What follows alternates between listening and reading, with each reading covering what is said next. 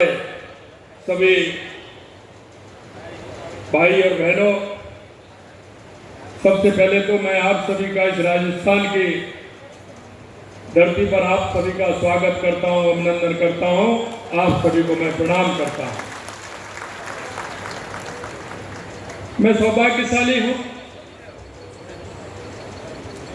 कि आप सभी के एक साथ दर्शन करने का लाभ मुझे मिला है। आप जो आत्मनिर्भर भारत और समाज को सशक्त करने के लिए विभिन्न प्रदेशों से आप यहाँ पधारे हैं, मुझे ये भी पता है कि महीने में जितने भी रविवार और शनिवार आपको मिलते हैं वो आपके सभी आपके प्रवास में जाते हैं। मुझे ये भी पता है कि जितनी भी छुट्टियां आपकी होती हैं, आपका 2 महीने 3 महीने पहले 4 महीने पहले आपके कार्यक्रम बन जाते हैं। आपको मुझे ये भी पता है कि परिवार के कार्यक्रमों में आप कितनी सहभागिता निभा पाते हैं। लेकिन इतना है कि इस राष्ट्र के लिए आने वाले समय के लिए अखिल भारतीय राष्ट्रीय स्वयंसेवक महासंघ जो कार्य कर रहा है, उस कार्य का परिणाम भी आज समाज के अंदर दिखने लगा है। इसके लिए मैं आपको बहुत बहुत शुभकामनाएं और बधाई देता हूं। आज देश भर से हजारों शिक्षक कार्यकर्ता एकत्रित हुए हैं, तो ये केवल एक सम्मेलन नहीं बल्कि राष्ट्र निर्माण के संकल्प का महायज्ञ है। यह मंच वो है जो राष्ट्र के हित में, शिक्षा और शिक्षा के हित में, शिक्षक और शिक्षक के हित में समाज का त्रिसूत्रीय वाक्य जो है उसको साकार करने के लिए हम निकले। मित्रों, मैं ये भी कहना चाहता हूं क्योंकि इस देश के अंदर जो आपदा झेली, क्यों इस देश में कभी हूण आए, कभी कुषाण आए, कभी इस्लाम आया तो अंग्रेज आए, उन्होंने जिस तरह से हमारी पीढ़ियों, आप सभी महसूस करते होंगे कि उन्होंने कितनी लड़ाइयां लड़ी हैं, उनके अंदर कितना मनोबल उनके अंदर होगा जिन्होंने सभी को परास्त करते हुए इस राष्ट्र की नीति को रखने का काम किया। हमें यह भी सोचना होगा। मैं आपको यह भी बताना चाहता हूं कि आज आवश्यकता इस बात की है कि राष्ट्र की संस्कृति, राष्ट्र का विचार, उसको आगे हमें कैसे बढ़ाएं। क्योंकि जब देश की आजादी की लड़ाई लड़ी जा रही थी तो देश के अंदर जितने आजादी की लड़ाई लड़ रहे थे उससे कई गुने ज्यादा तमाशा देखने वाले, और वो तमाशा देखने वाले ऐसे नहीं थे क्योंकि उनको भान नहीं था, उनको ज्ञान नहीं था कि हमें करना क्या है। आज मैं यही कहना चाहता हूं क्योंकि कई लोग सिर्फ खाना पूर्ति के लिए, अपने काम के लिए काम करते हैं। आज हम, क्योंकि हमारे राष्ट्रीय स्वयंसेवक संघ के 100 वर्ष गौरवशाली पूर्ण हुए, मैं आपसे इतना ही कहूं, इन 100 वर्षों में हमारे पूर्वजों ने कितनी मेहनत,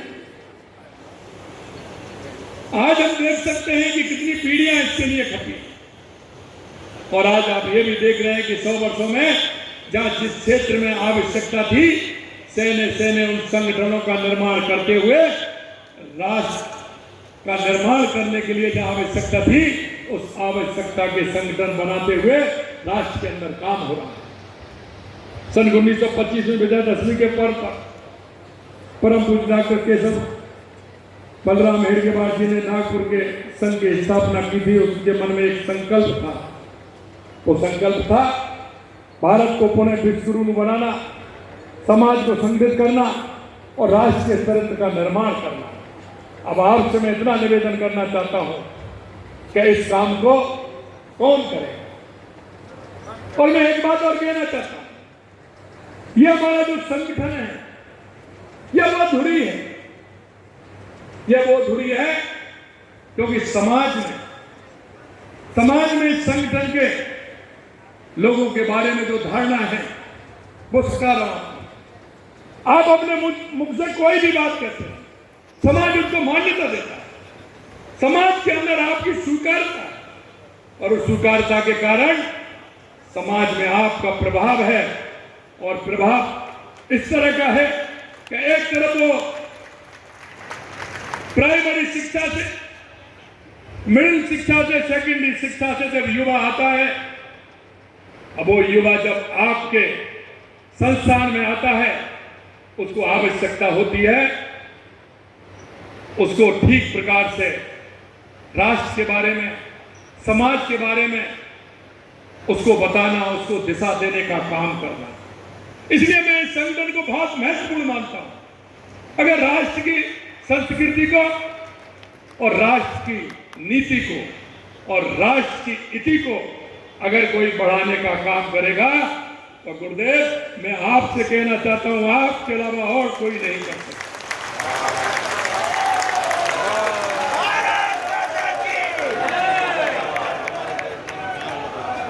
क्योंकि आप उस कड़ी को जोड़ने का काम करते हैं जहां एक तरफ भटकाव की स्थिति आती है, एक तरफ समर्पण की स्थिति आती है, एक तरफ रास्ता दिखाने की बात आती है। और इसीलिए मैंने कहा है, राष्ट्र की संस्कृति, उसकी नीति और उसकी इति को उनको दिशा दे करके एक राष्ट्र के एक अच्छे संस्कारवान युवा का खड़ा करने का नेतृत्व आप ये संगठन वाले करते हैं। इसीलिए मैं ये कहना चाहता हूं कि राष्ट्र निर्माण में अगर सबसे ज्यादा किसी का योगदान है तो आपका है। आप उस पीढ़ी को दिशा देने वाले हैं। और मैं इसीलिए कहना चाहता हूं कि जहां संघ ने धर्म के मार्ग पर चलते हुए राष्ट्र की सेवा की है, इसी परंपरा को रखने के लिए 1988 में अखिल भारतीय राष्ट्रीय शैक्षिक महासंघ की स्थापना हुई। ऐसे नहीं हुई, आप भी जानते हैं। आप 3 दिन का ये वर्ग आपका यहाँ है, आपके विभिन्न सत्र होने वाले हैं, विभिन्न सत्रों के विशेषक उसमें विषय रखने वाले हैं। लास्ट में उसका मंथन होगा और मंथन होने के बाद 3 साल का रोड मैप आप तैयार करके जाएंगे जिस पर हमको काम करना होगा। ये इसी तरह से होगा और इसी तरह से हमारे लोगों ने जब इसका निर्माण किया होगा, इसको आगे बढ़ाने का काम किया होगा, इस संगठन को मजबूत करके आगे बढ़ाने का काम मन में सोचा होगा, तो उनके मन में ये विचार करने से पहले लगभग कितनी बैठकें की होंगी कि हमारे राष्ट्र को मजबूत करने के लिए, राष्ट्र को आगे बढ़ाने के लिए। क्योंकि स्वामी विवेकानंद जी ने कहा, उठो जागो, इस देश दुनिया पर छा जाओ। अगर उस काम को कर सकता है तो सिर्फ यही संगठन कर सकता है जो स्वामी विवेकानंद जी ने कहा था। क्योंकि युवा को दिशा देने का काम आपका है। और मैंने इसीलिए कहा है, आप जब संगठन में काम करते हैं तो हमें पता है परिवार की, रिश्तेदारों की, मिलने वालों की आपको कितनी पीड़ा आती होगी, ये निश्चित रूप से मैं जानता हूं। क्योंकि जब आपका रविवार के लिए बात करते होंगे, कई समय लेते होंगे, आप कहते होंगे उस दिन तो मेरा प्रवास है, उस दिन तो मुझे वहां जाना है। और ये जो मेरे सामने बैठे हैं, ये तो जिला और जिला से ऊपर जो काम करने वाले हैं वो साथी हैं। इसलिए इनका तो काम ही प्रवास का और समाज को दिशा देने का है। इसलिए आपको समय बहुत कम उसमें मिलता है। अखिल भारतीय राष्ट्रीय शैक्षिक महासंघ की विचारधारा को शिक्षा जगत में प्रसारित करने का एक सशक्त माध्यम है। अपने समाज में सांस्कृतिक राष्ट्रवाद की अलग जगाने का काम किया है। प्री प्राइमरी से लेकर के विश्वविद्यालय स्तर तक के शिक्षक राष्ट्रीयता और भारतीय दर्शन की भावना से ओतप्रोत होकर इस संगठन की कार्य की धुरी है। और मैं इसीलिए मित्र इस बात को कहना चाहता हूँ कि निस्वार्थ भाव से राष्ट्र की सेवा की, की है। इस प्रकार हम शिक्षकों को भी युवा पीढ़ी, राष्ट्रभक्ति, चरित्र और मूल्यों का संचार करना होगा। आज अखिल भारतीय राष्ट्रीय शैक्षिक महासंघ देशव्यापी संगठन बन चुका है और इसीलिए मैं कहता हूं कि देशव्यापी संगठन है, समाज में स्वीकारता है, काम की हमें पहचान है और अनुभव भी करते हैं और अनुभव इस बात का भी करते हैं कि जो आपसे सीख करके जाता है वो दुनिया में अलग जगाने का काम भी करता है।